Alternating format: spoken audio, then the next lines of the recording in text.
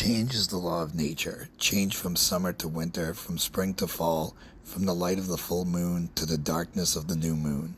Neither pain nor pleasure lasts forever. Pleasure comes after pain, and pain is followed again by pleasure. Reflecting like this, one must learn to tolerate the blows of time with patience, and learn not only to endure, but also to accept, welcome, and enjoy both the joys as well as the sorrows of life.